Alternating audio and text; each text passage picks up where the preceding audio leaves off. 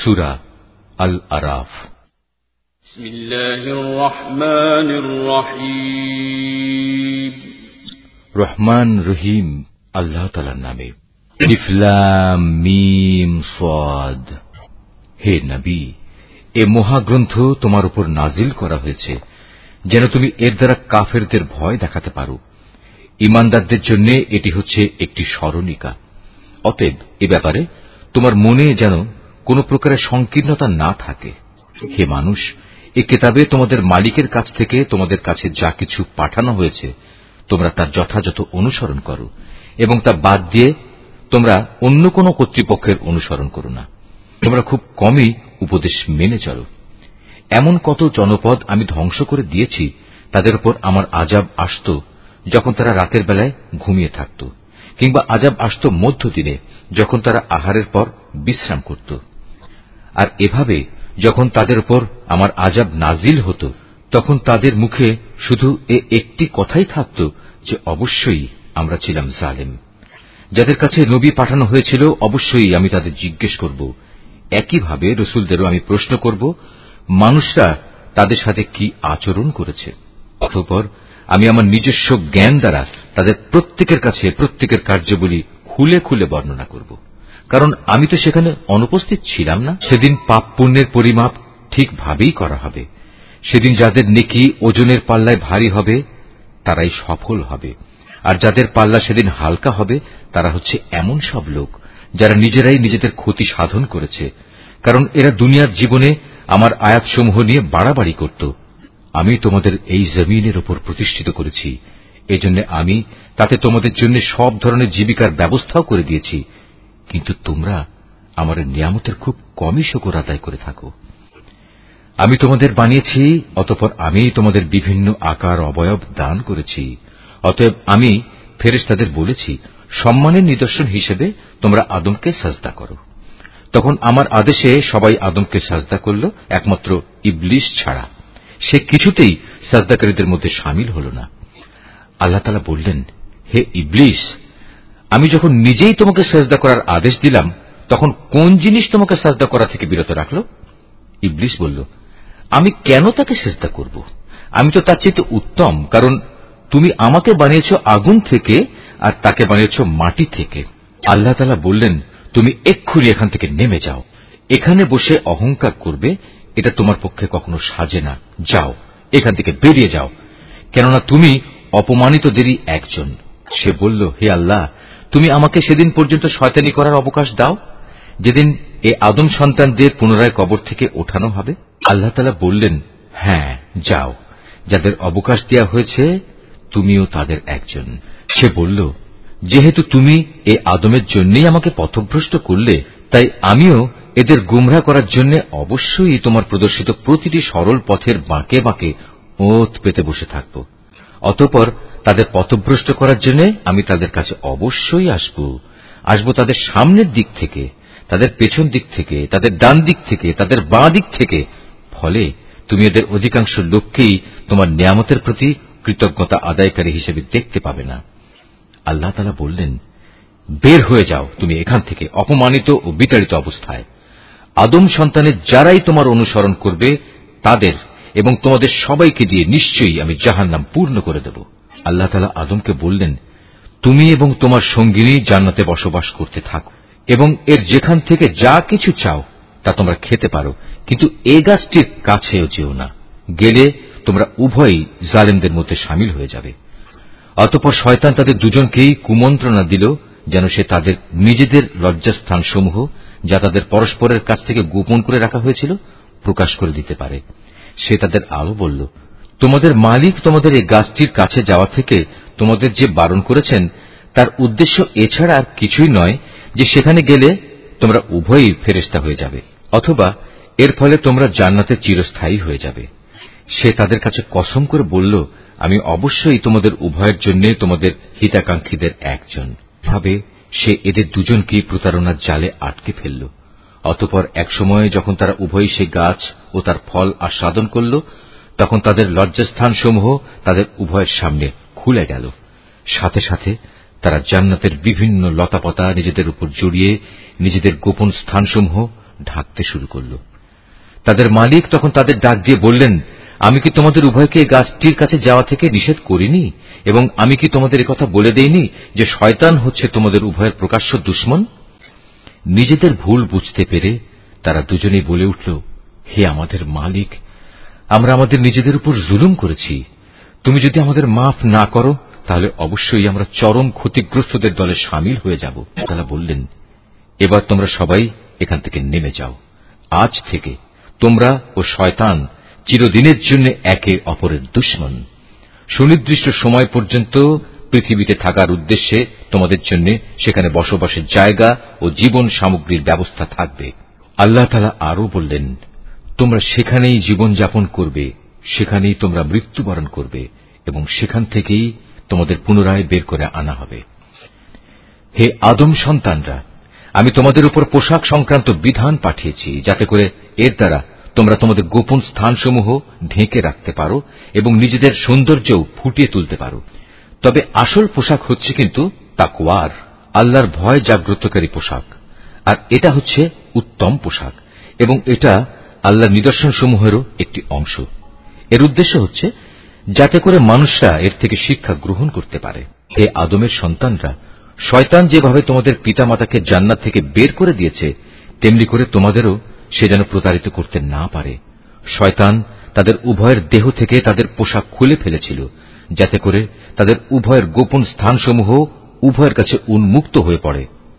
মূলত সে নিজে এবং তার সঙ্গী সাথীরা তোমাদের এমন সব স্থান থেকে দেখতে পায় যেখান থেকে তোমরা তাদের দেখতে পাও না। যারা আমাকে বিশ্বাস করে না তাদের জন্য শয়তানকে আমি অভিভাবক বানিয়ে দিয়েছি। অবস্থা হচ্ছে তারা যখন কোনো অশ্লীল আচরণ করে তখন তারা বলে, আমরা আমাদের পূর্বপুরুষদেরও এর উপর পেয়েছি, স্বয়ং আল্লাহ তাআলাই আমাদের এর নির্দেশ দিয়েছেন। হে নবী, তুমি বলো, আল্লাহ তাআলা কখনো অশ্লীল কিছুর হুকুম দেন না। তোমরা কি আল্লাহ তাআলা সম্পর্কে এমন কিছু বলছো যার ব্যাপারে তোমরা কিছুই জানো না? তুমি আরো বলো, আমার মালিক তো শুধু ন্যায় ইনসাফের আদেশ দিচ্ছেন। তার আদেশ হচ্ছে প্রতিটি ইবাদতেই তোমরা তোমাদের লক্ষ্য স্থির রাখবে, তাকেই তোমরা ডাকো, জীবন বিধান একান্তভাবে তার জন্যই খালেস করে। যেভাবে তিনি তোমাদের প্রথম সৃষ্টি করেছেন সেভাবেই তোমাদের আবার সৃষ্টি করা হবে। অতঃপর একদল লোককে তিনি সঠিক পথ দেখিয়েছেন, আর দ্বিতীয় দলটির উপর গুমরাহি ও বিদ্রোহ ভালোভাবেই চেপে বসেছে। এরাই পরবর্তী পর্যায়ে আল্লাহ তাআলাকে বাদ দিয়ে শয়তানদের নিজেদের অভিভাবক বানিয়ে নিয়েছে।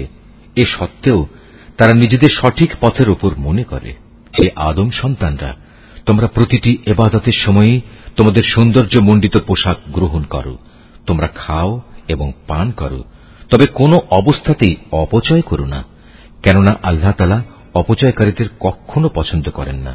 হে নবী, তুমি বলো, আল্লাহ তাআলার দয়া সৌন্দর্যমণ্ডিত পোশাক এবং পাক পবিত্র জিনিস খাবার খাওয়া তোমাদের জন্য কে হারাম করেছে? এগুলো তো আল্লাহ তাআলা স্বয়ং নিজেই তার বান্দাদের জন্য বের করে এনেছেন। তুমি বলো, এগুলো হচ্ছে সাধারণত পার্থিব পাওনা, কিন্তু কিয়ামতের দিন বিশেষভাবে এগুলো ঈমানদারদের জন্য নির্দিষ্ট থাকবে। এভাবেই আমি জ্ঞানী সমাজের জন্য আমার আয়াতসমূহ খুলে খুলে বর্ণনা করি। তুমি এদের বলো, হ্যাঁ, আমার মালিক যা কিছু হারাম করেছেন তা হচ্ছে যাবতীয় প্রকাশ্য ও অপ্রকাশ্য অশ্লীল কাজ এবং গুনাহ ও অন্যায়ভাবে বাড়াবাড়ি করা। তিনি আরো হারাম করেছেন আল্লাহর সাথে অন্য কাউকে শরীক করা, যার ব্যাপারে তিনি কখনো কোনো সনদ নাজিল করেননি, এবং আল্লাহ তাআলা সম্পর্কে তোমাদের এমন সব বাজে কথা বলা যার ব্যাপারে তোমাদের কোনোই জ্ঞান নেই। প্রত্যেক জাতির জন্যই তার উত্থান পতনের একটি সুনির্দিষ্ট মেয়াদ রয়েছে।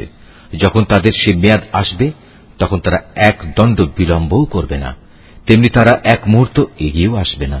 হে আদম সন্তানরা, শুরুতেই আমি তোমাদের বলেছিলাম, যখনই তোমাদের কাছে তোমাদের মধ্যে থেকে এমন কোন রসুল আসবে যারা তোমাদের কাছে আমার আয়াত পড়ে শোনাবে, তখন যারা সে অনুযায়ী আমাকে ভয় করবে এবং নিজেদের সংশোধন করে নেবে তাদের কোনোই ভয় থাকবে না, তারা কখনো দুশ্চিন্তাগ্রস্তও হবে না।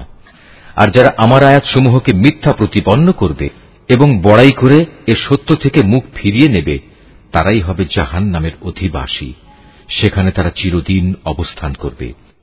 যে ব্যক্তি আল্লাহ তাআলা সম্পর্কে মিথ্যা রচনা করে কিংবা তার আয়াতকে মিথ্যা সাব্যস্ত করে, তার চাইতে বড় জালেম আর কে? এরা হচ্ছে সেসব ব্যক্তি যারা কেতাবে বর্ণিত দুর্ভোগের তাদের নিজেদের অংশ পেতে থাকবে। এমনি ভাবে তাদের মৃত্যুর সময় তাদের কাছে আমার ফেরেশতারা যখন এসে হাজির হবে, তখন ফেরেশতারা বলবে, বলো তারা এখন কোথায় যাদের তোমরা আল্লাহ তাআলার বদলে ডাকতে? তারা বলবে, আজ তারা আমাদের ছেড়ে সরে গেছে। তারা সেদিন সবাই নিজেদের বিরুদ্ধে সাক্ষ্য দিবে, তারা সত্যি কাফির ছিল। আল্লাহ তাআলা বলবেন, তোমাদের আগে যেসব মানুষের দল, জিনের দল গত হয়ে গেছে, তাদের সাথে তোমরাও আজ সবাই জাহান্নামের আগুনে ঢুকে পড়ো। এমনি করে যখন এক একটি জনগোষ্ঠী জাহান্নামে দাখিল হতে থাকবে, তখন তারা তাদের আদর্শগত ভাই বোনদের উপর লানত দিতে থাকবে। এভাবে লানত দিতে দিতে যখন সবাই সেখানে গিয়ে একত্র হবে, তখন তাদের শেষের দলটি পূর্ববর্তী দলের ব্যাপারে বলবে, হে আমাদের মালিক, এরাই হচ্ছে সেসব লোক যারা আমাদের গোমরা করেছিল, তুমি এদের জাহান্নামের শাস্তি দ্বিগুণ করে দাও। আল্লাহ তাআলা বলবেন, আজ তোমাদের প্রত্যেককেই দ্বিগুণ শাস্তি দেওয়া হবে, কিন্তু তোমরা তো অনুধাবনই করতে না। অবশ্যই যারা আমার আয়াতসমূহকে অস্বীকার করেছে এবং দম্ভ ভরে তা থেকে মুখ ফিরিয়ে নিয়েছে, তাদের জন্য কখনো রহমত ভরা আসমানের দুয়ার খুলে দেওয়া হবে না, যতক্ষণ পর্যন্ত একটি সূচের ছিদ্র পথ দিয়ে একটি উট প্রবেশ করতে না পারবে, ততক্ষণ পর্যন্ত এরা জান্নাতে প্রবেশ করতে পারবে না। আমি এভাবেই অপরাধীদের প্রতিফল দিয়ে থাকি। কিন্তু তাদের জন্য নিচের বিছানাও হবে জাহান্নামের, আবার জাহান্নামই হবে তাদের উপরের আচ্ছাদন। এভাবেই জালেমদের আমি প্রতিফল দিয়ে থাকি। অপরদিকে যারা আমার উপর ঈমান এনেছে এবং নেক আমল করেছে, আমি তাদের কারো উপর তাদের সাধ্যের বাইরে দায়িত্বভার অর্পণ করি না। এই নেক লোকেরাই হচ্ছে জান্নাতের অধিবাসী, তারা সেখানে চিরদিন থাকবে। তাদের মনের ভেতর পরস্পরের বিরুদ্ধে যে ঘৃণা বিদ্বেষ লুকিয়েছিল, তা আমি সেদিন বের করে ফেলে দেব। তাদের জন্য নির্দিষ্ট জান্নাতের পাদদেশ দিয়ে ঝর্ণাধারা প্রবাহিত হবে। এসব দেখে তারা বলবে, সমস্ত প্রশংসা আল্লাহ তাআলার জন্য, যিনি আমাদের এ পুরস্কারের স্থানটি দেখিয়েছেন। আল্লাহ তাআলা আমাদের হেদায়েতের পথ না দেখালে আমরা নিজেরা কিছুতেই হেদায়েত পেতাম না।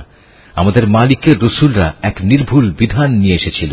এ সময় তাদের জন্য ঘোষণা দেয়া হবে, আজ তোমাদের এক মহান জান্নাতের মালিক করে দেয়া হল, আর এটা হচ্ছে সেসব কার্যক্রমের প্রতিফল যা তোমরা দুনিয়ার জীবনে করে এসেছ। এরপর জান্নাতের অধিবাসীরা জাহান্নামী লোকদের ডেকে বলবে, আমরা তো আমাদের মালিকের জান্নাত সংক্রান্ত ওয়াদা সত্য পেয়েছি, তোমরা কি তোমাদের মালিকের ওয়াদাসমূহ সঠিক পাওনি? তারা বলবে, হ্যাঁ। অতঃপর একজন ঘোষণাকারী এসে ঘোষণা করবে, জালেমদের উপর আল্লাহ তাআলার লানত হোক। যারা মানুষদের আল্লাহ তাআলার পথ থেকে বিরত রাখতে চাইত এবং শুধু বাঁকা পথ খুঁজে বেড়াত, আর তারা শেষ বিচারের দিনকেও অস্বীকার করত। জান্নাত ও জাহান্নাম উভয়ের মাঝে একটি দেয়াল থাকবে। এই দেয়ালের উঁচু স্থানের উপর থাকবে আর এক দলের কিছু লোক, যারা সেখানে আনিত প্রতিটি ব্যক্তিকে তাদের নিজ নিজ চিহ্ন অনুযায়ী চিনতে পারবে। তারা জান্নাতের অধিবাসীদের ডেকে বলবে, তোমাদের উপর শান্তি বর্ষিত হোক। এরা যদিও তখন পর্যন্ত জান্নাতে প্রবেশ করেনি, কিন্তু প্রতি মুহূর্তে এরা সেখানে প্রবেশ করার আগ্রহ পোষণ করছে। অতঃপর যখন তাদের দৃষ্টি জাহান্নামের অধিবাসীদের আযাবের দিকে ফিরিয়ে দেয়া হবে, তখন তারা বলবে, হে আমাদের মালিক, তুমি আমাদের এ জালিম সম্প্রদায়ের অন্তর্ভুক্ত করো না। অতঃপর পার্থক্য নির্ণয়কারী সে দেয়ালের উঁচু স্থানে অবস্থানকারী ব্যক্তিরা জাহান্নামের কিছু লোককে, যাদের তারা কোনো বিশেষ লক্ষণের ফলে চিনতে পারবে, ডেকে বলবে, তোমাদের দলবল কোনোটাই তো আজ কাজে এলো না, না কাজে এলো তোমাদের অহংকার যা তোমরা করতে। অপরদিকে আজ চেয়ে দেখো মোমেনদের প্রতি, এরা কি সেসব লোক নয় যাদের ব্যাপারে তোমরা কসম করে বলতে, আল্লাহ তাআলা এদের তার রহমতের কোনো অংশই দান করবেন না? অথচ আজ এদেরকেই আল্লাহ তাআলা বলেছেন, তোমরা সবাই জান্নাতে প্রবেশ করো, তোমাদের কোনোই ভয় নেই, না তোমরা দুঃখিত হবে। এবার জাহান্নামের অধিবাসীরা জান্নাতের লোকদের ডেকে বলবে, আমাদের উপর সামান্য কিছু পানি অন্তত ঢেলে দাও, অথবা আল্লাহ তাআলা তোমাদের যে খাবার দান করেছেন তার কিয়দংশ আমাদের দাও। তারা বলবে, আল্লাহ তাআলা আজ এ দুটি জিনিস কাফেরদের জন্য হারাম করেছেন। যারা দিনকে খেল তামাশায় পরিণত করে রেখেছিল এবং পার্থিব জীবন তাদের প্রতারণার জালে আটকে রেখেছিল, তাদের আজ আমি ঠিক সেভাবেই ভুলে যাব যেভাবে তারা আমার সামনাসামনি হওয়ার এই দিনটিকে ভুলে গেছে এবং আমার আয়াতসমূহ অস্বীকার করেছে। আমি তাদের কাছে এমন একটি কিতাব পৌঁছে দিয়েছিলাম যা আমি বিশদ জ্ঞান দ্বারা সমৃদ্ধ করে বর্ণনা করেছি। যারা এর উপর ঈমান আনবে, এ কিতাব হবে তাদের জন্য সুস্পষ্ট হেদায়েত ও রহমত। এরা কি চূড়ান্ত কোন পরিণামের জন্য অপেক্ষা করছে? যেদিন সত্যি সত্যি সে পরিণাম তাদের কাছে আসবে, সেদিন যারা ইতিপূর্বে এ দিনটিকে ভুলে গিয়েছিল তারা বলবে, অবশ্যই আমাদের মালিকের পক্ষ থেকে আমাদের রাসূলরা এদিনের সত্য প্রতিশ্রুতি নিয়েই এসেছিল।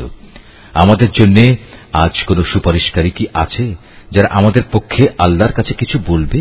অথবা এমন কি হবে যে আমাদের পুনরায় দুনিয়ায় ফিরিয়ে দেয়া হবে, যাতে আমরা সেখানে গিয়ে ভিন্ন ধরনের কিছু করে আসতে পারি যা আমরা আগে কখনো করিনি? মূলত এরাই হচ্ছে সেসব লোক যারা নিজেরা নিজেদের ক্ষতি সাধন করেছে এবং দুনিয়ায় তারা যা কিছু মিথ্যা রচনা করত তাও তাদের কাছ থেকে আজ হারিয়ে গেছে। অবশ্যই তোমাদের মালিক আল্লাহ তাআলা, যিনি 6 দিনে আসমান সমূহ ও জমিন সৃষ্টি করেছেন, অতঃপর তিনি আরশের উপর অধিষ্ঠিত হন। তিনি রাতের আবরণকে দিনের উপর ছেয়ে দেন যেন তা একে অন্যকে দ্রুত গতিতে অনুসরণ করে। তিনি সৃষ্টি করেছেন সূরজ, চাঁদ ও তারাসমূহ। মূলত এর সব কটিকেই আল্লাহ তাআলার বিধানের অধীনে করে রাখা হয়েছে। জেনে রেখো, সৃষ্টি যেহেতু তাঁর, সুতরাং এর উপর ক্ষমতাও চলবে একমাত্র তাঁর।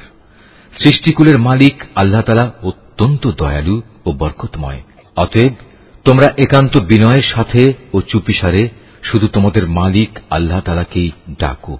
অবশ্যই তিনি তাঁর রাজত্বে যারা বাড়াবাড়ি করে তাদের পছন্দ করেন না। আল্লাহর জমিনে একবার তাঁর শান্তি স্থাপনের পর তাতে তোমরা বিপর্যয় সৃষ্টি করো না। তোমরা ভয় ও আশা নিয়ে একমাত্র আল্লাহ তাআলাকেই ডাকো। অবশ্যই আল্লাহর রহমত নেক লোকদের অতি নিকটে রয়েছে। তিনি মহান আল্লাহ, যিনি বাতাসকে বৃষ্টি ও রহমতের আগাম সুসংবাদবাহী হিসেবে জনপদের দিকে পাঠান। শেষ পর্যন্ত যখন সে বাতাস পানির ভারী মেঘমালা বহন করে চলতে থাকে, তখন আমি তাকে একটি মৃত জনপদের দিকে পাঠিয়ে দিই। অতঃপর সে মেঘ থেকেই আমি পানি বৃষ্টি বর্ষণ করি। অতঃপর তা দিয়ে জমিন থেকে আমি সব ধরনের ফলমূল বের করে আনি। এভাবে আমি মৃতকেও জীবন থেকে বের করে আনব। সম্ভবত এ থেকে তোমরা কিছু শিক্ষা গ্রহণ করতে পারবে। উৎকৃষ্ট জমিন, তা থেকে তার মালিকের আদেশে উৎকৃষ্ট ফসলই উৎপন্ন হয়।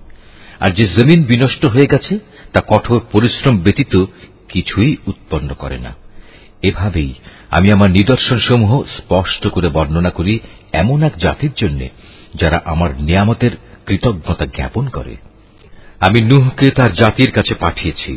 অতঃপর সে তাদের বলল, হে আমার জাতির লোকেরা, তোমরা আল্লাহ তাআলার দাসত্ব কবুল করো।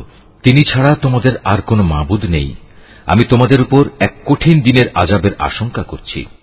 তার জাতির নেতারা বলল, হে নূহ, আমরা দেখতে পাচ্ছি তুমি এক সুস্পষ্ট গোমরাহিতে নিমজ্জিত রয়েছ। সে বলল, হে আমার সম্প্রদায়ের লোকেরা, আমার মধ্যে কোনোই গোমরাহি নেই। আমি তো হচ্ছি সৃষ্টিকুলের মালিক আল্লাহর পক্ষ থেকে আসা একজন রাসূল। আমার কাজ হচ্ছে আমি আমার মালিকের বাণীসমূহ তোমাদের কাছে পৌঁছে দেব এবং সে মতে তোমাদের শুভ কামনা করব। আখিরাত সম্পর্কে আমি আল্লাহ তাআলার কাছ থেকে এমন কিছু কথা জানি যা তোমরা জানো না। তোমরা কি এতে আশ্চর্যান্বিত হচ্ছ যে তোমাদের উপর তোমাদেরই মতো একজন মানুষের মাধ্যমে আল্লাহ তাআলার বাণী এসেছে, যাতে করে সে তোমাদের আযাব সম্পর্কে সতর্ক করে দিতে পারে? ফলে তোমরা সময় থাকতে সাবধান হবে এবং আশা করা যায় এতে করে তোমাদের উপর দয়া করা হবে। অতঃপর তারা তাকে মিথ্যা প্রতিপন্ন করল। আমি তাকে এবং তার সাথে যারা নৌকায় আরোহণ করেছিল তাদের সবাইকে আযাব থেকে উদ্ধার করেছি। আর যারা আমার আযাবসমূহকে মিথ্যা বলেছে তাদের আমি পানিতে ডুবিয়ে দিয়েছি। এরা ছিল গোঁড়া অন্ধ। আমি আদ জাতির কাছে পাঠিয়েছিলাম তাদেরই এক ভাই হুদকে। সে তাদের বলল, হে আমার জাতি, তোমরা এক আল্লাহ তাআলার দাসত্ব স্বীকার করো। তিনি ছাড়া তোমাদের দ্বিতীয় কোনো ইলাহ নেই। তোমরা কি তাকে ভয় করবে না? তার জাতির সর্দাররা যারা তাকে অস্বীকার করেছে তারা বলল, আমরা তো দেখছি তুমি নির্বুদ্ধিতায় লিপ্ত আছো এবং আমরা মনে করি তুমি মিথ্যাবাদীদেরই একজন। সে বলল, হে আমার সম্প্রদায়ের লোকেরা, আমার সাথে কোন রকম নির্বুদ্ধিতা জড়িত নেই, বরং আমি হচ্ছি সৃষ্টিকুলের মালিক আল্লাহ তাআলার পক্ষ থেকে আগত একজন রাসূল। আমার দায়িত্ব হচ্ছে আমি আমার মালিকের কাছ থেকে আসা বাণীসমূহ তোমাদের কাছে পৌঁছে দেব। আমি তোমাদের একজন বিশ্বস্ত শুভাকাঙ্ক্ষী। তোমরা কি এটা দেখে বিস্মিত হচ্ছ যে তোমাদের কাছে তোমাদেরই মতো একজন মানুষের মাধ্যমে তোমাদের মালিকের কাছ থেকে তোমাদের আযাবের ভয় দেখানোর জন্য সুস্পষ্ট বাণী এসেছে? স্মরণ করো কিভাবে আল্লাহ তাআলা তোমাদের নূহের পর এই জমিনের খলিফা বানিয়েছেন এবং অন্যান্য সৃষ্টির চাইতে তিনি তোমাদের বেশি ক্ষমতা দান করেছেন। অতএব হে আমার জাতি, তোমরা আল্লাহ তাআলার অনুগ্রহগুলো স্মরণ করো। আশা করা যায় তোমরা সাফল্য অর্জন করতে পারবে। তারা হুদকে বলল, তুমি কি আমাদের কাছে এজন্যই এসেছ যে আমরা কেবল এক আল্লাহর ইবাদত করব এবং আমাদের পূর্বপুরুষরা যাদের বন্দেগী করেছে তাদের একেবারে বাদ দিয়ে দেব? এটাই যদি হয় তাহলে নিয়ে এসো আমাদের কাছে সে আযাব যার ব্যাপারে তুমি আমাদের এত ভয় দেখাচ্ছ, যদি তুমি সত্যবাদী হও। বলল, তোমাদের উপর তোমাদের মালিকের পক্ষ থেকে আযাব ও ক্রোধ তো নির্ধারিত হয়েই আছে। তোমরা কি আমার সাথে সে মিথ্যা মাবুদের নামগুলোর ব্যাপারে বিতর্কে লিপ্ত হতে চাও যা তোমরা এবং তোমাদের বাপদাদারা এমনি এমনিই রেখে দিয়েছ, যার ব্যাপারে আল্লাহ তাআলা কোন রকম সনদ নাজিল করেননি? অতএব তোমরা অপেক্ষা করো, আমিও তোমাদের সাথে অপেক্ষা করতে থাকব। অতঃপর যখন আযাব এলো তখন আমি তাকে এবং তার সাথে যেসব ঈমানদার ব্যক্তি ছিল তাদের আমার রহমত দ্বারা আযাব থেকে বাঁচিয়ে দিলাম, আর যারা আমার আয়াতসমূহকে অস্বীকার করেছে আমি তাদের নির্মূল করে দিলাম। এরা তো আসলে ঈমানদারই ছিল না। সমুদ জাতির কাছে আমি পাঠিয়েছিলাম তাদেরই এক ভাই সালেহকে। সে এসে বলল, হে আমার জাতি, তোমরা এক আল্লাহ তাআলার বন্দেগী করো, তিনি ছাড়া তোমাদের আর কোন ইলাহ নেই। তোমাদের কাছে তোমাদের মালিকের কাছ থেকে সুস্পষ্ট প্রমাণ এসে হাজির হয়েছে, আর তোমাদের জন্য এ হচ্ছে আল্লাহর উষ্ট্রি। একে তোমরা ছেড়ে দাও যেন তা আল্লাহ তাআলার জমিনে বিচরণ করে খেতে পারে। তোমরা তাকে কোনো খারাপ মতলবে স্পর্শ করো না, তাহলে আল্লাহর পক্ষ থেকে কঠোর আযাব এসে তোমাদের পাকড়াও করবে। স্মরণ করো যখন আল্লাহ তাআলা আদ জাতির পর তোমাদের দুনিয়ার খলিফা বানিয়েছিলেন এবং আল্লাহ তাআলার জমিনে তিনি তোমাদের প্রতিষ্ঠা দান করেছেন, যার ফলে তোমরা এর সমতল ভূমি থেকে মাটি নিয়ে তা দিয়ে প্রাসাদ বানাচ্ছ, আর পাহাড়ের গা কেটে কেটে নিজেদের ঘরবাড়ি তৈরি করতে পারছ। অতএব তোমরা আল্লাহ তাআলার এসব জ্ঞান ও প্রকৌশল সংক্রান্ত নিয়ামত স্মরণ করো এবং কোন অবস্থায় আল্লাহ তাআলার জমিনে বিপর্যয় ঘটিও না। তার জাতির সেসব নেতৃস্থানীয় লোক যারা নিজেদের গৌরবের বড়াই করে বেড়াত, অপেক্ষাকৃত দুর্বল শ্রেণীর লোকদের যারা তাদের মধ্যে থেকে তার উপর ঈমান এনেছে, বলল, তোমরা কি সত্যি জানো সালেহ আল্লাহ তাআলার পাঠানো একজন রাসূল? তারা বলল, হ্যাঁ, তার উপর যে বাণী পাঠানো হয়েছে আমরা তা বিশ্বাস করি। অতঃপর সে অহংকারী লোকেরা বলল, তোমরা যা কিছুতে বিশ্বাস করো আমরা তা অস্বীকার করি। অতএব তারা উষ্ট্রিটিকে মেরে ফেলল এবং এর দ্বারা তারা তাদের মালিকের নির্দেশের স্পষ্ট বিরোধিতা করল এবং তারা বলল, হে সালেহ, আমরা তো উষ্ট্রিটিকে মেরে ফেললাম, যদি তুমি সত্যিই রাসূল হয়ে থাকো তাহলে সে আযাব নিয়ে এসো যার ওয়াদা তুমি আমাদের দিচ্ছ। অতঃপর এক প্রলয়ঙ্কারী ভূমিকম্প তাদের গ্রাস করে ফেলল, ফলে তারা নিজেদের ঘরেই মুখ থুবড়ে পড়ে রইল। অতঃপর সে তাদের কাছ থেকে অন্যদিকে চলে গেল এবং সে নিজের জাতিকে বলল, আমি আমার মালিকের সতর্ক বাণী তোমাদের কাছে পৌঁছে দিয়েছিলাম এবং তোমাদের জন্য কল্যাণও কামনা করেছিলাম, কিন্তু তোমরা তো কোনো কল্যাণকামীদের পছন্দই করো না। লূতকেও পাঠিয়েছিলাম যখন সে তার জাতিকে বলেছিল, তোমরা এমন এক অশ্লীলতার কাজ করছো যা তোমাদের আগে সৃষ্টিকুলের আর কেউ কখনো করেনি। তোমরা যৌন তৃপ্তির জন্য নারীদের বাদ দিয়ে পুরুষদের কাছে যাও। আসলে তোমরা হচ্ছে এক সীমা লঙ্ঘনকারী জাতি। তার জাতির কাছে তখন একথা বলা ছাড়া আর কোনো জবাবই ছিল না যে সবাই মিলে তাদের তোমাদের জনপদ থেকে বের করে দাও, কেননা এরা হচ্ছে কতিপয় পাক পবিত্র মানুষ। অতঃপর যখন আমার আযাব এলো তখন আমি তাকে এবং তার পরিবার পরিজনকে উদ্ধার করলাম, তার স্ত্রীকে ছাড়া। সে আযাবে কবলিত হয়ে পেছনের লোকদের মধ্যে শামিল থেকে গেল। আমি তাদের উপর প্রচন্ড আযাবের বৃষ্টি বর্ষণ করতে থাকলাম। সুতরাং তুমি ভালো করে চেয়ে দেখো অপরাধী ব্যক্তিদের পরিণাম সেদিন কি ভয়াবহ হয়েছিল। আর মদিয়ানবাসীদের কাছে আমি পাঠিয়েছিলাম তাদেরই এক ভাই শোয়েবকে। সে তাদের বলল, হে আমার জাতি, তোমরা এক আল্লাহ তাআলার বন্দেগী করো, তিনি ছাড়া তোমাদের আর কোনো ইলাহ নেই। তোমাদের কাছে তোমাদের মালিকের পক্ষ থেকে সুস্পষ্ট নিদর্শন এসে গেছে, অতএব তোমরা সে মোতাবেক ঠিক ঠিক মতো পরিমাপ ও ওজন করবে। মানুষদের দেওয়ার সময় কখনো কম দিয়ে তাদের ক্ষতিগ্রস্ত করো না।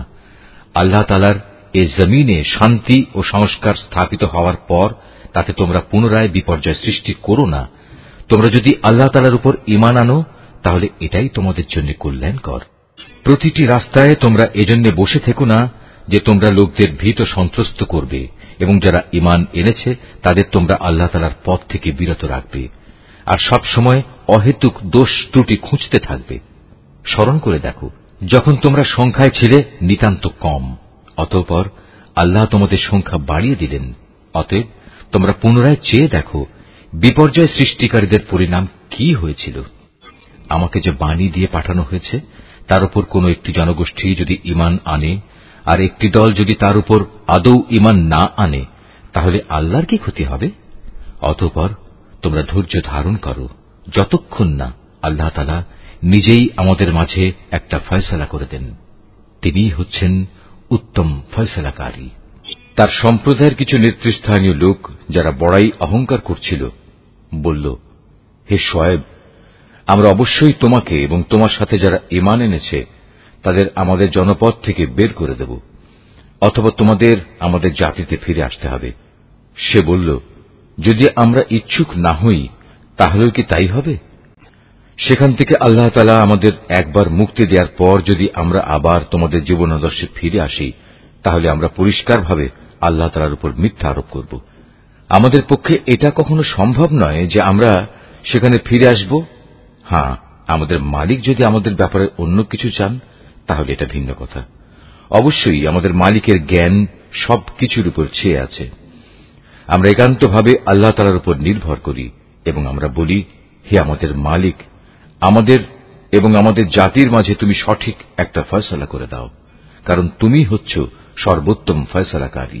তার জাতির নেতৃস্থানীয় লোক যারা আল্লাহ তাআলার নবীকে অস্বীকার করেছে, তারা সে জাতির সাধারণ মানুষদের বলল, তোমরা যদি শুআয়বের অনুসরণ করো তাহলে তোমরা খুবই ক্ষতিগ্রস্ত হবে।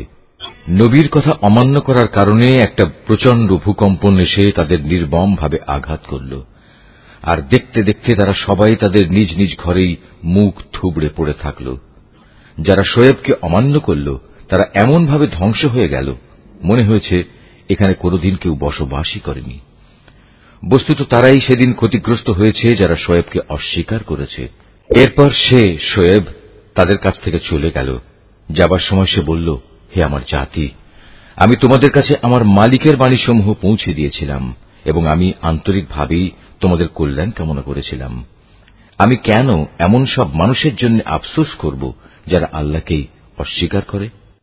আমি কোন জনপদে কোন নবী পাঠিয়েছি, অথচ সেই জনপদে মানুষদের অভাব ও কষ্ট দিয়ে আক্রান্ত করিনি, এমনটি কখনো হয়নি।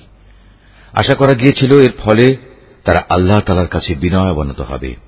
অতঃপর আমি তাদের দুঃখ কষ্টের জায়গাকে সচ্ছল অবস্থার দ্বারা বদলে দিয়েছি। এমনকি যখন তারা আমার নিয়ামত দ্বারা প্রাচুর্য লাভ করল, তখন তারা আমাকেই ভুলে বসল এবং বলল, সচ্ছলতা ও অসচ্ছলতা তো আমাদের পূর্বপুরুষদের উপর এসেছে। অতঃপর আমি তাদের এমন আকস্মিকভাবে পাকড়াও করলাম যে তারা টেরও পেল না। অথচ যদি সেই জনপদের মানুষগুলো আল্লাহ তাআলার উপর ঈমান আনত এবং আল্লাহ তাআলাকে ভয় করত, তাহলে আমি তাদের উপর আসমান জমিনের যাবতীয় বরকতের দুয়ার খুলে দিতাম। কিন্তু তা না করে তারা আমার নবীকেই মিথ্যা প্রতিপন্ন করল। সুতরাং তাদের কর্মকাণ্ডের জন্য আমি তাদের ভীষণভাবে পাকড়াও করলাম। এ লোকালয়ের মানুষগুলো কি এতই নির্ভয় হয়ে গেছে তারা মনে করে নিয়েছে আমার আযাব নিঝুম রাতে তাদের কাছে আসবে না, যখন তারা গভীর ঘুমে বিভোর হয়ে থাকবে? অথবা তারা কি নির্ভয় হয়ে ধরে নিয়েছে যে আমার আযাব তাদের উপর মধ্যদিনে এসে পড়বে না, যখন তারা খেল তামাশায় মত্ত থাকবে? তারা কি আল্লাহ তাআলার কলা কৌশল থেকেও নির্ভয় হয়ে গেছে? অথচ আল্লাহ তাআলার কলা কৌশল থেকে ক্ষতিগ্রস্ত জাতি ছাড়া অন্য কেউই নিশ্চিন্ত হতে পারে না। আগের লোকদের চলে যাওয়ার পর তাদের জায়গায় যারা পরে দুনিয়ার উত্তরাধিকারী হয়েছে, তাদের কি এই বিষয়টি কখনো হেদায়েতের পথ দেখায় না যে আমি ইচ্ছা করলে যে কোনো সময় তাদের অপরাধের জন্য তাদের পাকড়াও করতে পারি এবং এমনভাবে তাদের দিলের উপর মোহর মেরে দিতে পারি যে তারা সত্যের ডাক শুনতেই পাবে না। এই যে জনপদসমূহ যাদের কিছু কিছু কাহিনী আমি তোমাকে শোনাচ্ছি, তাদের কাছে আমার সুস্পষ্ট প্রমাণ নিয়ে রাসূলরা এসেছিল, কিন্তু তারা যে বিষয়টি এর আগে অস্বীকার করেছিল তার উপর ঈমান আনল না। আর এভাবেই আল্লাহ তাআলা অবিশ্বাসী কাফেরদের অন্তরে মোহর মেরে দেন। আমি এদের বেশি সংখ্যক মানুষকেই আমার সাথে সম্পাদিত প্রতিশ্রুতি পালনকারী হিসেবে পাইনি, বরং এদের অধিকাংশকেই আমি বড় বড় অপরাধে অপরাধী পেয়েছি। এদের ধ্বংসের পর আমি মূসাকে আমার সুস্পষ্ট নিদর্শন সমূহ দিয়ে ফেরাউন ও তার পারিষদবর্গের কাছে পাঠিয়েছি, কিন্তু তারাও আমার নিদর্শন সমূহের সাথে বাড়াবাড়ি করেছে। আজ তুমি দেখে নাও আমার জমিনে বিপর্যয় সৃষ্টিকারীদের পরিণাম কি হয়েছে। মূসা বলল, হে ফেরাউন, আমি অবশ্যই সৃষ্টিকুলের মালিকের পক্ষ থেকে পাঠানো একজন রাসূল। এটা নিশ্চিত আমি আল্লাহ তাআলা সম্পর্কে সত্য ছাড়া অন্য কিছু বলবো না। আমি অবশ্যই তোমাদের মালিকের পক্ষ থেকে সুস্পষ্ট নিদর্শন নিয়ে এসেছি। অতএব তুমি বনী ইসরাইলদের মুক্তি দিয়ে আমার সাথে যেতে দাও। ফেরাউন বলল, তুমি যদি সত্যি তেমন কোন নিদর্শন এনে থাকো এবং তুমি যদি তোমার দাবিতে সত্যবাদী হও, তাহলে তার সামনে নিয়ে এসো। অতঃপর সে তার হাতের লাঠিটি মাটিতে নিক্ষেপ করল, সাথে সাথেই তার প্রকাশ্য একটি অজগরে পরিণত হয়ে গেল। অতঃপর সে বুগল থেকে তার হাত বের করল, সাথে সাথে তা উৎসাহী দর্শকদের জন্য চমকাতে লাগল। তা দেখে ফেরাউনের জাতির প্রধান ব্যক্তিরা বলল, এ তো দেখছি আসলেই একজন সুদক্ষ জাদুকর। আসলে এ ব্যক্তি তোমাদের সবাইকে তোমাদের নিজেদের দেশ থেকেই বের করে দিতে চায়। এ পরিস্থিতিতে তোমরা কি করবে ভাবছ? অতঃপর তারা ফেরাউনকে বলল, আপাতত তাকে এবং তার ভাইকে কিছুদিনের জন্য এমনি থাকতে দাও, এবং এ সুযোগে তোমরা শহরে বন্দরে সরকারি সংগ্রাহক পাঠিয়ে দাও, যেন তারা দেশের সকল দক্ষ জাদুকরদের অবিলম্বে তোমার কাছে এনে হাজির করে। সিদ্ধান্ত মোতাবেক জাদুকররা যখন ফেরাউনের কাছে এলো, তখন তারা বলল, আমরা যদি আজ মূসার মোকাবেলায় বিজয়ী হই, তবে আমাদের জন্য পুরস্কারের ব্যবস্থা থাকবে তো? সে বলল, হ্যাঁ, তা তো অবশ্যই, এবং তোমরাই হবে দরবারের ঘনিষ্ঠতম ব্যক্তিদের অন্যতম। এবার জাদুকররা বলল, হে মূসা, জাদুর বান তুমি আগে নিক্ষেপ করবে না আমরা আগে তা নিক্ষেপ করব? সে বলল, তোমরাই বরং আগে নিক্ষেপ করো। অতঃপর তারা তাদের জাদুর বান নিক্ষেপ করে মানুষদের দৃষ্টি শক্তির উপর জাদু করে ফেলল। এতে করে তারা মানুষদের ভীত আতঙ্কিত করে তুলল। তারা সেদিন সত্যি সত্যিই বড় জাদুমন্ত্র নিয়ে হাজির হয়েছিল। অতঃপর আমি মূসার কাছে ওহী পাঠালাম এবং তাকে বললাম, এবার তুমি জমিনে তোমার লাঠিটি নিক্ষেপ করো।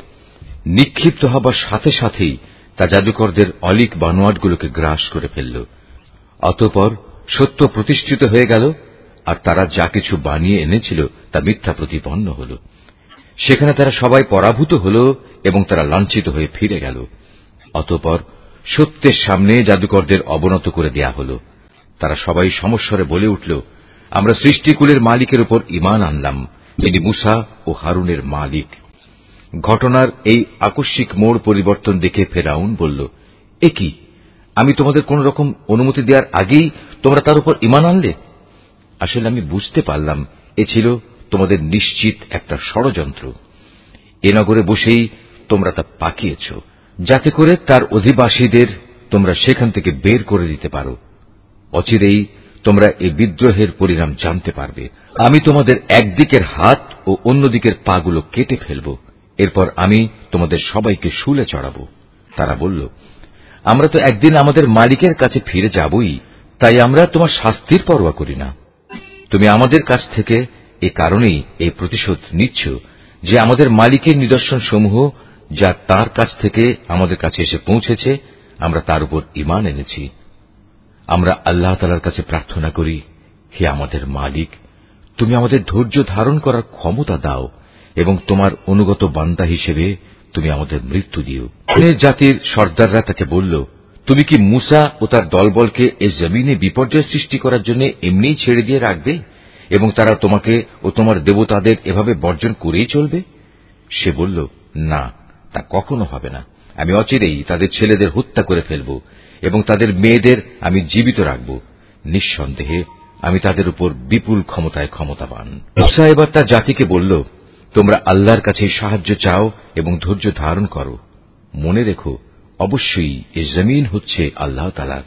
তিনি নিজ বান্দাদের মাঝে যাকে চান তাকেই এই জমিনের ক্ষমতা দান করেন। চূড়ান্ত সাফল্য তাদের জন্যই যারা আল্লাহ তাআলাকে ভয় করে।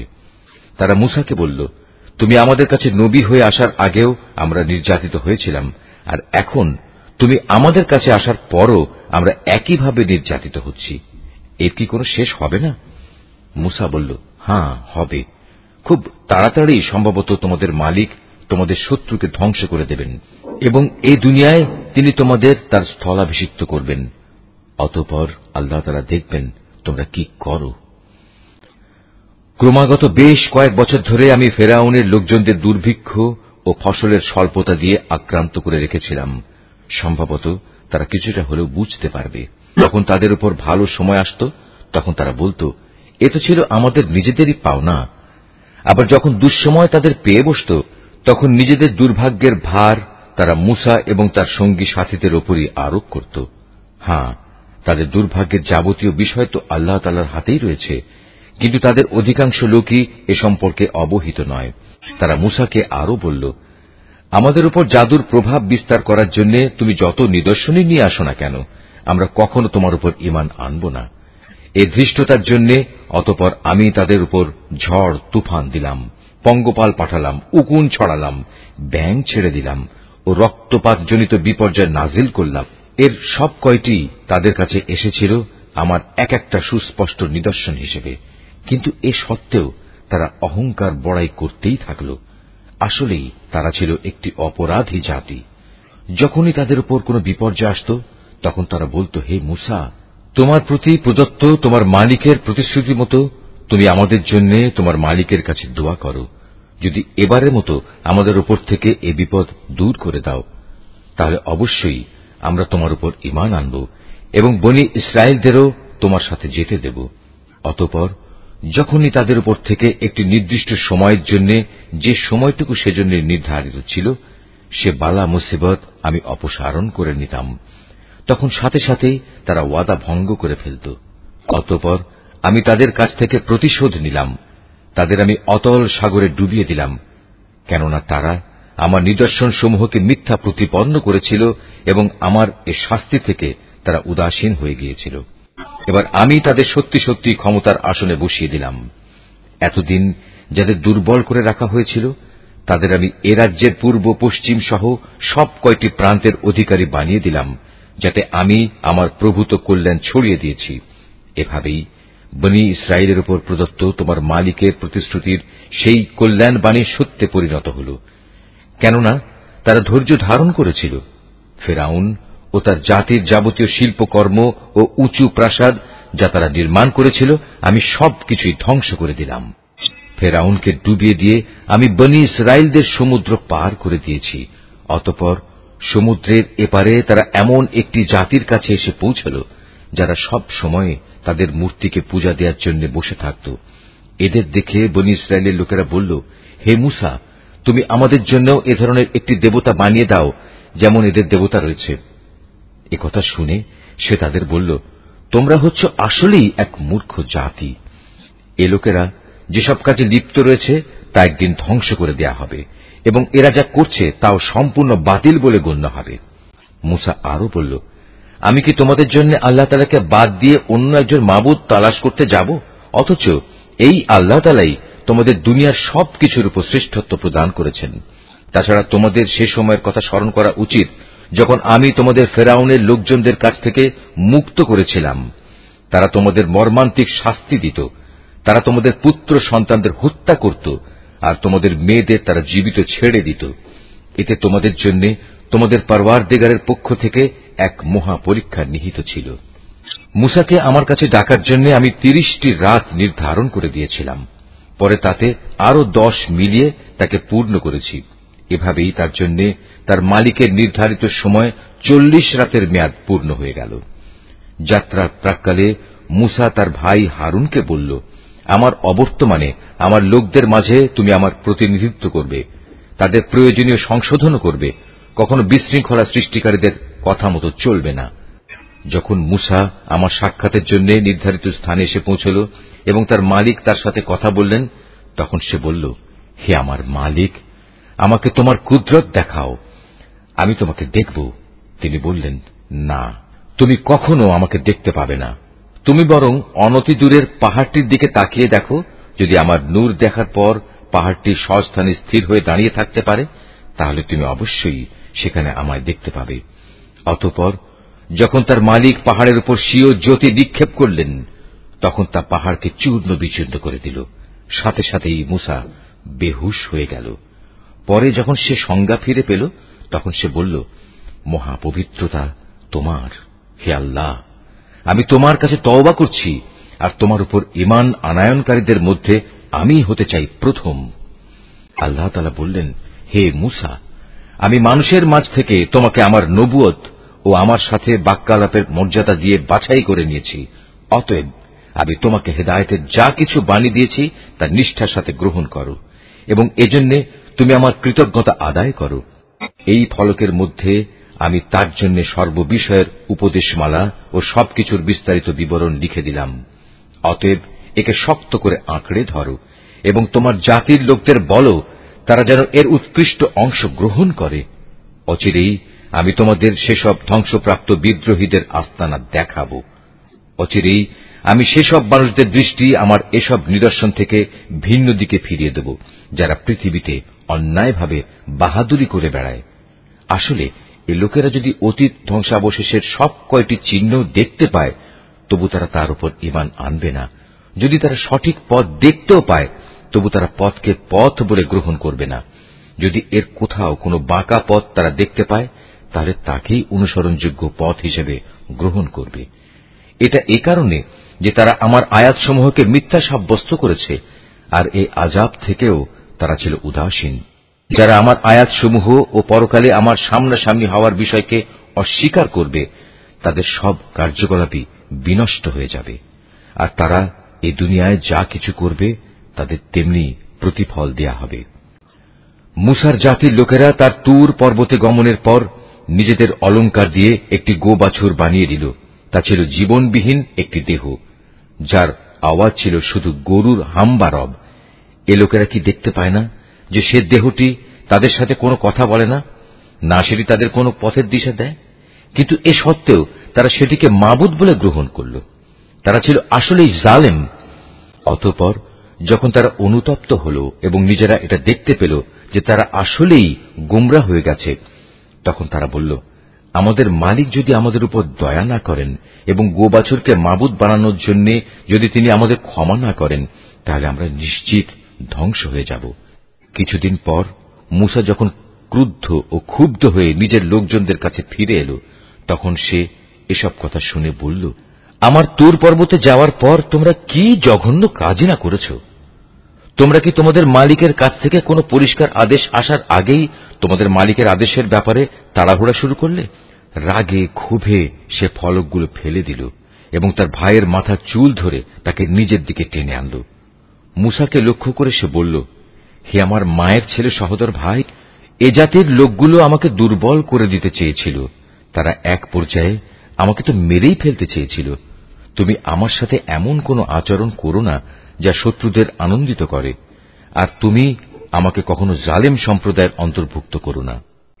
সে মূসা বলল, হে আমার মালিক, আমাকে ও আমার ভাইকে তুমি মাফ করে দাও এবং তুমি আমাদের তোমার রহমতের মধ্যে দাখিল করে নাও। তুমি সবচেয়ে বড় দয়াবান। আল্লাহ তাআলা মূসাকে বললেন, হ্যাঁ, যেসব লোক গরুর বাছুরকে মাবুদ বানিয়েছে, অচিরেই তাদের উপর তাদের মালিকের পক্ষ থেকে গজব আসবে, আর দুনিয়ার জীবনেও তাদের উপর আসবে অপমান এবং লাঞ্ছনা। আল্লাহ তাআলার নামে মিথ্যা কথা রটনাকারীদের আমি এভাবেই শাস্তি দিয়ে থাকি। যেসব লোক অন্যায় কাজ করেছে, এরপর তারা তওবা করেছে এবং যথাযথ ঈমান এনেছে, নিশ্চয়ই এ যথার্থ তওবার পর তোমার মালিক ক্ষমাশীল ও পরম দয়ালু হিসেবে তাদের সাথে আচরণ করবেন। পরে যখন মূসার ক্রোধ কিছুটা প্রশমিত হল, তখন সে তাওরাতের ফলকগুলো তুলে নিল। তার পাতায় হেদায়েত ও রহমত সম্বলিত কথাবার্তা লিখিত ছিল এমন সব লোকের জন্য যারা তাদের মালিককে ভয় করে। মূসা তার সম্প্রদায়ের মধ্যে থেকে এবার ৭০ জন লোককে আমার প্রতিশ্রুতির সময়ে সমবেত হওয়ার জন্য বাছাই করে নিল। তখন এক প্রচন্ড ভূকম্পন এসে তাদের আক্রমণ করল। মূসা বলল, হে আমার মালিক, তুমি চাইলে তাদের সবাইকে ও আমাকে আগেই ধ্বংস করে দিতে পারতে। আজ আমাদের মধ্যেকার কয়েকটি নির্বোধ মানুষ যে আচরণ করেছে তার জন্য তুমি কি আমাদের সবাইকে ধ্বংস করে দেবে? অথচ এ ব্যাপারটা তোমার একটা পরীক্ষা ছাড়া আর কিছুই নয়। এ পরীক্ষা দিয়ে যাকে চাও তাকে তুমি বিপদগামী করো, আবার যাকে চাও তাকে সঠিক পথও তো দেখাও। তুমি হচ্ছে আমাদের অভিভাবক, অতএব তুমি আমাদের ক্ষমা করে দাও, আমাদের উপর তুমি দয়া করো, কেননা তুমি হচ্ছে সর্বশ্রেষ্ঠ ক্ষমার আধার। তুমি আমাদের জন্য ইহকাল ও পরকালের কল্যাণ লিখে দাও। হেদায়েতের জন্য আমরা তোমার দিকেই প্রত্যাবর্তন করছি। আল্লাহ তাআলা বললেন, হ্যাঁ, আমার শাস্তি আমি যাকে ইচ্ছা তাকেই দেই, আর আমার দয়া তো আসমান জমিনের সব কয়টি জিনিসকেই পরিবেষ্টন করে রেখেছে। আমি অবশ্যই তা লিখে দেব এমন লোকদের জন্য যারা আল্লাহ তাআলাকে ভয় করে, যারা যাকাত আদায় করে, সর্বোপরি যারা আমার আয়াতসমূহের উপর ঈমান আনে, যারা এই বার্তাবাহক নিরক্ষর রসুলের অনুসরণ করে চলে, যার উল্লেখ তাদের কিতাব তাওরাত ও ইনজিলেও তারা দেখতে পায়। যে নবী তাদের ভালো কাজের আদেশ দেয়, মন্দ কাজ থেকে বিরত রাখে, যে তাদের জন্য যাবতীয় পাক জিনিসকে হালাল ও নাপাক জিনিসসমূহকে তাদের উপর হারাম ঘোষণা করে, তাদের ঘাড় থেকে মানুষের গোলামির যে বোঝা ছিল তা সে নামিয়ে দেয়, এবং মানুষের চাপানো যেসব বন্ধন তাদের গলার উপর ঝুলানো ছিল তা সে খুলে ফেলে। অতএব যারা তাঁর উপর ঈমান আনে, যারা তাকে সাহায্য সহযোগিতা করে, সর্বোপরি তার সাথে কোরআনের যে আলো পাঠানো হয়েছে তার অনুসরণ করে, তারাই হচ্ছে সফল কাম। কিংবা একথা যেন না বলো যে আল্লাহর সাথে শিরক তো আমাদের বাপদাদারা আগে করেছে, আর আমরা তো ছিলাম তাদের পরবর্তী বংশধর। বাতিলপন্থীদের কার্যক্রমের জন্য কি তুমি আমাদের ধ্বংস করবে? এভাবেই আমি অতীতের দৃষ্টান্তসমূহ তাদের কাছে খোলাখুলি বর্ণনা করি, এ আশায় যে এরা সোজা পথে ফিরে আসবে। হে মুহাম্মদ, তুমি তাদের কাছে এমন একটি মানুষের কাহিনী পড়ে শোনাও যার কাছে আমি নবীর মাধ্যমে আমার আয়াতসমূহ নাযিল করেছিলাম, কিন্তু সে পরে আমার আয়াত থেকে বিচ্যুত হয়ে পড়ে। অতঃপর শয়তান তার পিছু নেয় এবং সে সম্পূর্ণ গোমরাহ লোকদের দলভুক্ত হয়ে পড়ে। অথচ আমি চাইলে তাকে এই আয়াতসমূহ দ্বারা উচ্চ মর্যাদা দান করতে পারতাম, কিন্তু সে তো ঊর্ধ্বমুখী আসমানের বদলে নিম্নমুখী জমিনের প্রতি আসক্ত হয়ে পড়ে এবং পার্থিব কামনা বাসনার অনুসরণ করে। অতঃপর তার উদাহরণ হচ্ছে কুকুরের উদাহরণের মতো। যদি তুমি তাকে দৌড়াতে থাকো তবু সে জিহ্বা বের করে হাঁপাতে থাকে, আবার তোমরা সেটিকে ছেড়ে দিলেও জিহ্বা ঝুলিয়ে হাঁপাতে থাকে। এ হচ্ছে তাদের দৃষ্টান্ত যারা আমার আয়াতসমূহ অস্বীকার করে। এ কাহিনীগুলো তাদের তুমি পড়ে শোনাও, হয়তোবা তারা চিন্তা গবেষণা করবে। যে সম্প্রদায়ের লোকেরা আমার নিদর্শনসমূহ মিথ্যা সাব্যস্ত করে তারা নিজেরাই নিজেদের উপর জুলুম করে আসছে। তাদের উদাহরণ কতই না নিকৃষ্ট। আল্লাহ তাআলা যাকে পথ দেখান সে সঠিক পথ প্রাপ্ত হবে, আবার যাকে তিনি গোমরাহ করেন তারা হয়ে পড়ে ভীষণ ক্ষতিগ্রস্ত। বস্তুত বহু সংখ্যক মানুষ ও জিন আছে যাদের আমি জাহান্নামের জন্য পয়দা করেছি। তাদের কাছে যদিও বোঝার মতো দিল আছে, কিন্তু তা দিয়ে তারা চিন্তা করে না। তাদের কাছে দেখার মতো চোখ থাকলেও তারা তা দিয়ে সত্য দেখে না। আবার তাদের কাছে শোনার মতো কান আছে, কিন্তু তারা সে কান দিয়ে সত্য কথা শোনে না। আসলে এরা হচ্ছে জন্তু জানোয়ারের মতো, এবং কোন কোন ক্ষেত্রে তাদের চাইতেও এরা বেশি বিভ্রান্ত। এসব লোকেরা দারুণ উদাসীন। আল্লাহ তাআলার জন্যই যাবতীয় সুন্দর নামসমূহ নিবেদিত রয়েছে। অতএব তোমরা সেসব ভালো নামেই তাকে ডাকো এবং সেসব লোকের কথা ছেড়ে দাও যারা তার নামে বিকৃতি ঘটায়। যা কিছু তারা দুনিয়া জীবনে করে এসেছে অচিরেই তার যথাযথ ফল তারা পাবে। আমি যাদের সৃষ্টি করেছি সে মানুষ ও জিনদের মাঝে আবার এমন একটি দল আছে যারা মানুষকে সঠিক পথের দিকে ডাকে এবং সে মতে নিজেরাও নিজেদের জীবনে ইনসাফ কায়েম করে। যারা আমার আয়াতসমূহকে মিথ্যা প্রতিপন্ন করে, ক্রমে ক্রমে আমি তাদের এমন ভাবে ধ্বংসের দিকে ঠেলে নিয়ে যাব তারা তা টেরও পাবে না। আমি তাদের বিদ্রোহের জন্য অবকাশ দিয়ে রাখব এবং এ ব্যাপারে আমার কৌশল অত্যন্ত শক্ত। তারা কি কখনো চিন্তা করে দেখে না যে তাদের সাথী মুহাম্মদ কোনো পাগল নয়, সে তো হচ্ছে আযাবের একজন সুস্পষ্ট সতর্ককারী মাত্র। হে মুহাম্মদ, তুমি বলো, হে মানুষ, আমি তোমাদের সবার কাছে আল্লাহ তাআলার রসুল হিসেবে এসেছি। আল্লাহ তাআলা আকাশমণ্ডল ও পৃথিবীর সার্বভৌমত্বের একচ্ছত্র মালিক। তিনি ছাড়া আর কোনো মাবুদ নেই তিনি জীবন দান করেন, তিনি মৃত্যু ঘটান।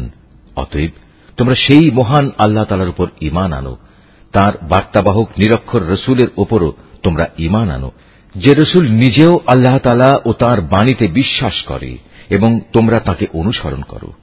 আশা করা যায় তোমরা সঠিক পথের সন্ধান পাবে। মুসার জাতির মধ্যে এমন ধরনের কিছু লোকও আছে যারা অন্যদের সত্যের পথ দেখায় এবং নিজেরাও অনুরূপ ইনসাফ করে। আমি তাদের 12টি গোত্রে ভাগ করে তাদের স্বতন্ত্র দলে পরিণত করে দিয়েছি। মুসার সম্প্রদায়ের লোকেরা যখন তার কাছে পানি চাইল, তখন আমি মুসার প্রতি ওহী পাঠালাম, তুমি তোমার হাতের লাঠি দ্বারা পাথরে আঘাত করো।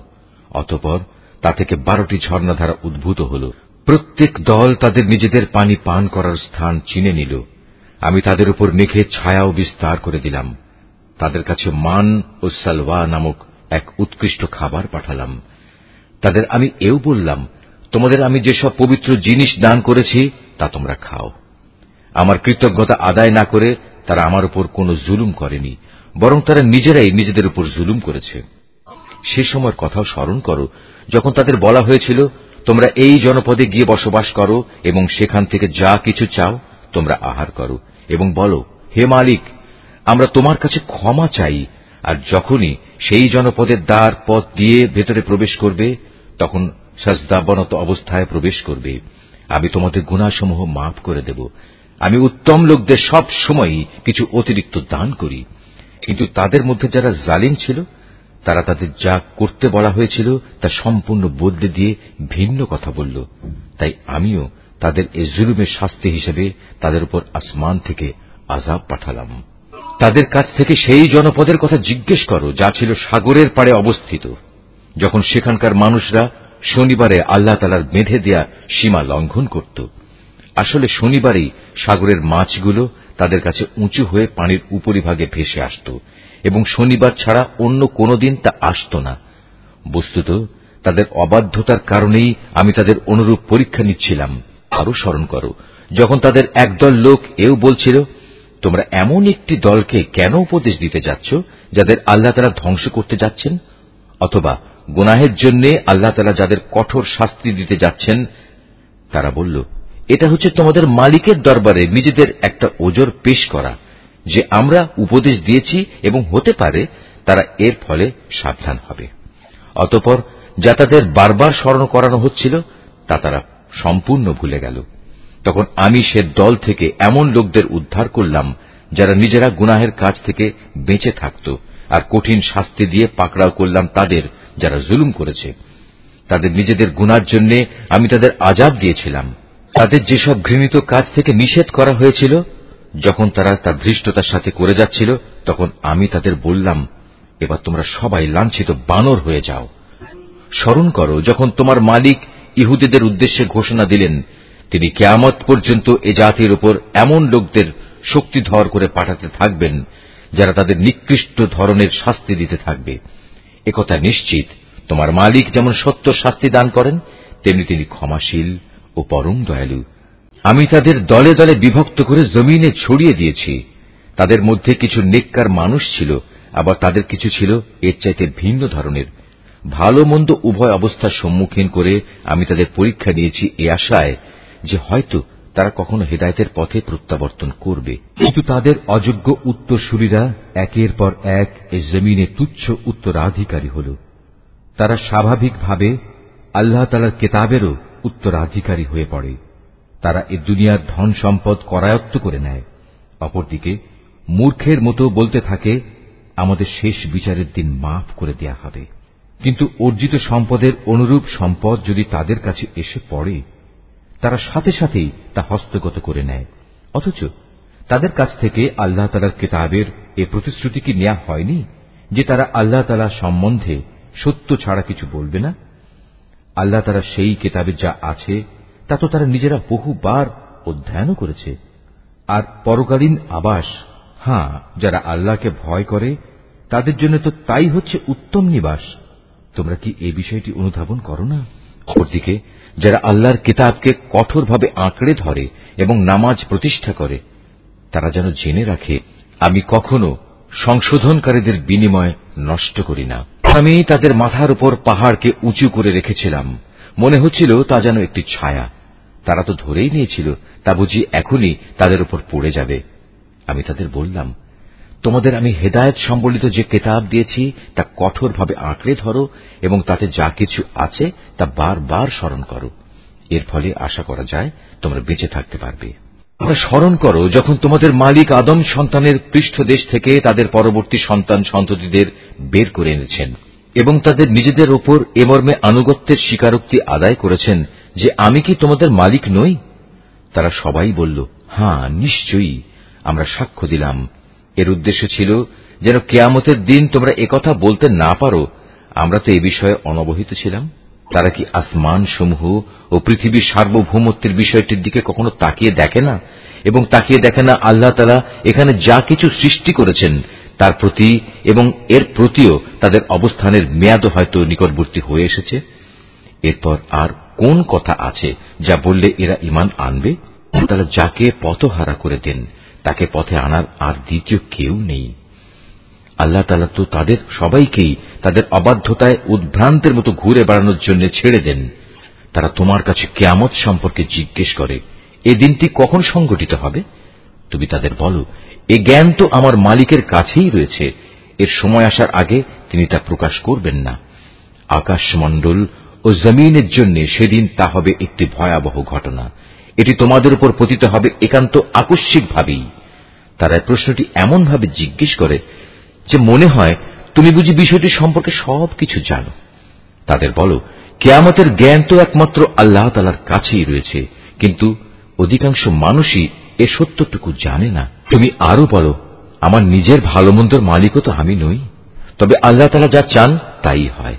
যদি আমি অজানা বিষয় সম্পর্কে জানতাম তাহলে আমি নিজের জন্য সে জ্ঞানের জোরে অনেক ফায়দাই হাসিল করে নিতে পারতাম এবং এ কারণে কোনো অকল্যাণই আমাকে স্পর্শ করতে পারত না। আমি তো শুধু একজন নবী, জাহান্নামে সতর্ককারী ও জান্নাতের সুসংবাদবাহী মাত্র, শুধু সে জাতির জন্য যারা আমার উপর ঈমান আনে। তিনিই সেই আল্লাহ তাআলা যিনি তোমাদের একটি প্রাণ থেকে পয়দা করেছেন এবং পরবর্তী পর্যায়ে তার থেকে তিনি তার জুড়ি বানিয়েছেন যেন তার জুড়ির কাছে গিয়ে সে পরম শান্তি লাভ করতে পারে। অতঃপর যখন পুরুষ সাথীটি তার মহিলা সাথীটিকে দৈহিক প্রয়োজনের জন্য ঢেকে দিল, তখন মহিলা সাথীটি এক লঘু গর্ভ ধারণ করল এবং প্রথম দিকে সে এ নিয়ে চলাফেরা করল। পরে যখন সে গর্ভের কারণে ওজনে ভারী হয়ে এলো, তখন তারা পুরুষ মহিলা উভয়ই তাদের মালিককে ডেকে বলল, হে আল্লাহ তাআলা, যদি তুমি আমাদের একটি সুস্থ ও পূর্ণাঙ্গ সন্তান দান করো তাহলে আমরা অবশ্যই তোমার কৃতজ্ঞতা আদায় করব। পরে সত্যিই যখন তিনি তাদের উভয়কে একটি নিখুঁত সন্তান দান করলেন, তখন তারা যা কিছু সন্তানের আকারে আল্লাহর পক্ষ থেকে তাদের দেয়া হয়েছে সে ব্যাপারেই অন্যদের শরীক বানিয়ে নিল। আল্লাহ তাআলা তাদের শরীক বানানো থেকে অনেক পবিত্র। এরা কি আল্লাহ তাআলার সাথে এমন কিছুকে শরীক মনে করে যারা কিছুই সৃষ্টি করতে পারে না, বরং তাদের নিজেদেরই সৃষ্টি করা হয়। তারা তাদের কাউকে কোন রকম সাহায্য করতে সক্ষম নয় এবং তারা নিজেদেরও কোন রকম সাহায্য করতে পারে না। তোমরা যদি এই মূর্খ লোকদের হেদায়েতের পথের দিকে আহ্বান করো, তারা তোমাদের কথা শুনবে না।